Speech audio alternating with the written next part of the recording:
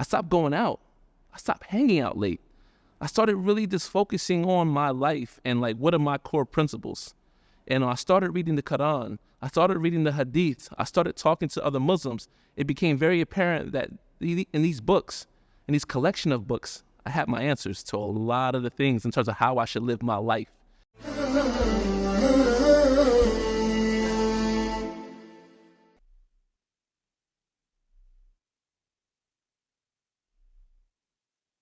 You know, you would think that like people would just leave and say, you know what, I no longer associate myself with you. You're a Muslim now. I don't understand. I can't get with this new Justin and things like that. But it's funny because I remember making that conversation with my mother and calling my mom and say, hey, Mom, I made my shahada. And she said, what's shahada? I was like, Mom, that's my declaration of faith to the religion of Islam. And she said, oh, that's really good, son. I'm really happy for you. And I said, you're not upset? You're not going to disown me? You're not going to distance yourself from me? She's like, you're my son. You're always going to be my son. I'm always going to love you no matter what decision you make. And we already knew that you're going to be a Muslim or you're thinking about this change. I said, wait, we? It's like, yeah, me and your father knew. We understood it. I think even your brother knew you were going to make a decision. And so that made me feel very comforted that I had my base and my family, that they didn't judge me. They said, we'll walk with you. We'll support you in that decision. It's okay. And hopefully, you know, inshallah, that I can walk them to the religion of Islam as well. Hopefully, right? That's the goal. That's the major goal of my life that I'm seeking for with Allah's help. So, it's a big goal, inshallah. But friends, they were with me. They were like, you're Muslim anyway. They used to call me Muslim names. Like, you know, because they were like, you got such a presence of Islam. And so I think a little bit of them, they may have known this as well. And I would always say some things to them about the religion. They knew.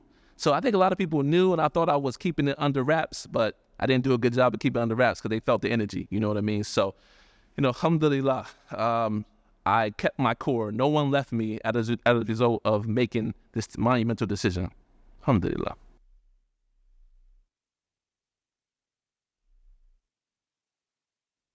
So some of our boys here, we talk about this a lot, especially if you're from Canada or the U.S.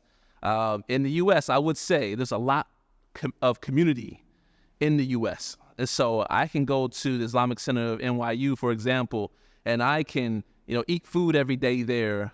We can go to different khutbahs and halakas.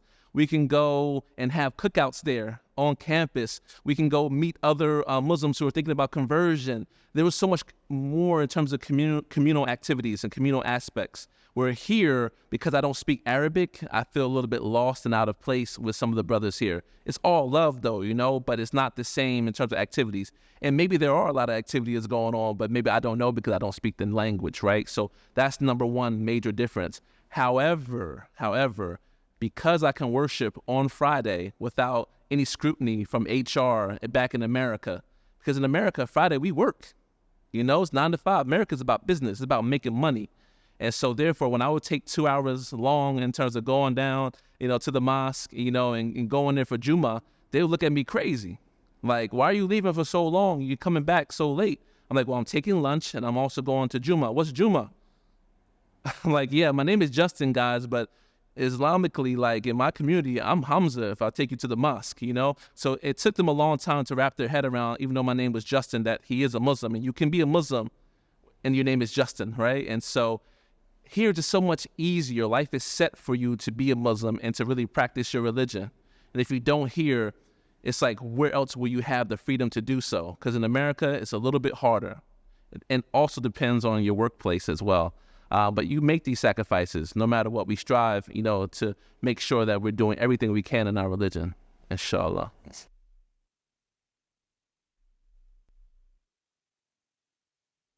So when I first was introduced to Islam, when I first actually made my shahada, all I knew about Islam was the Shia way of doing things, right? So I didn't have any knowledge of Sunni and Shia. And I did, but not in the terms of a physical aspect where I knew Shias and Sunnis.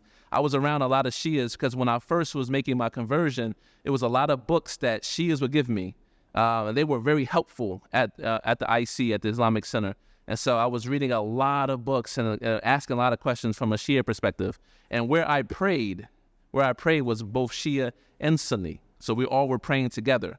And some people had different ways they prayed, and I didn't even recognize the way that you prayed, and different events that were going on, things of cultural versus non-cultural. So I was just still new. I was a neophyte to Islam, right?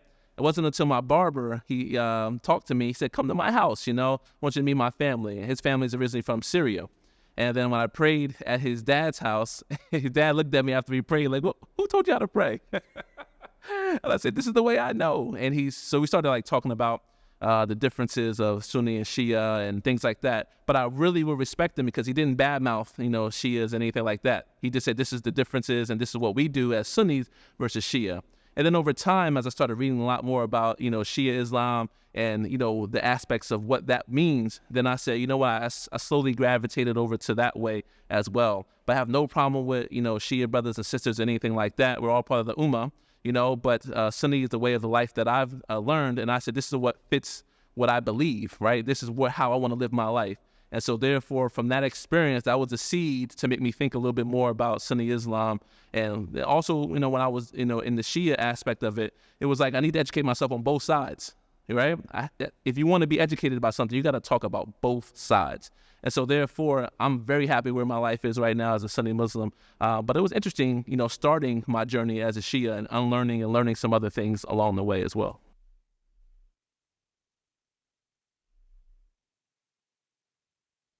Yeah, so when I came here, it was about 6 years ago. It was shocking in some ways, because this is my first time actually in a Muslim country living and working. So one of the first things is that, like, I know when I pulled up to the mosque the first couple of times, the way my thobe was different. The way I dressed coming to Jummah was different, right?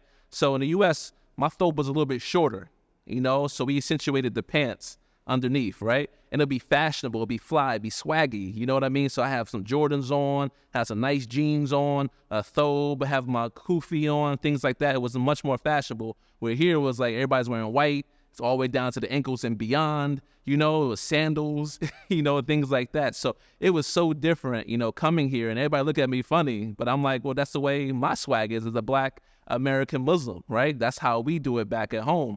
And so that was the first thing.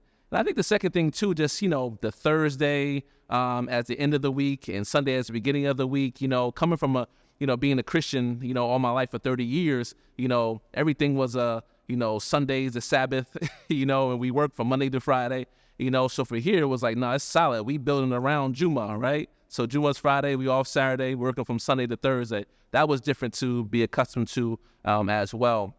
And I think there's so many other people speak Arabic here, right? So in America, everybody speaks English, or has a general knowledge of English. And here as well, don't get me wrong, but sometimes I think I miss out on some opportunities because it's like, hey, I don't speak Arabic. And that actually is like an indicator that I probably should be learning a lot more, which I am, inshallah, I'm progressing in it, right? But at the same time, that's a big difference as well, where we speak English all over the place in New York, right? But you come here, a lot of it's in Arabic, and rightly so. This is Qatar, So those are just some of the major differences. And I think the last thing I would say as well is that, I think Qatar does a really good job of allowing women to come to the mosque and pray. I see so many women coming to the mosque and praying in Qatar. I'm not saying in the U.S. it doesn't happen, whatever like that, but this is what I see observationally, and it's like a custom and welcomed. So those are some of the things I see. Could get into a lot more of a longer discussion than that. But again, I'm happy where I am, and it's really good. And in terms of it, I wouldn't go back to the American way. The only thing I would steal from the American way is the communal aspect. There were so many communities going on around the mosque that your family can get involved in, you can get involved in. If you're a convert, you can get involved in. That's the only thing I would change. But everything else in this country, I'm totally fine with it as being a Muslim.